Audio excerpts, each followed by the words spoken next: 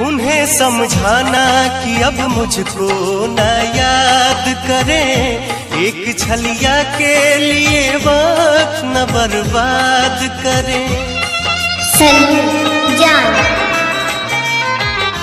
उन्हें समझाना कि अब मुझको न याद करें, एक छलिया के लिए वक्त न बर्बाद करें, एक छलिया के लिए वक्त न बर्बाद करें।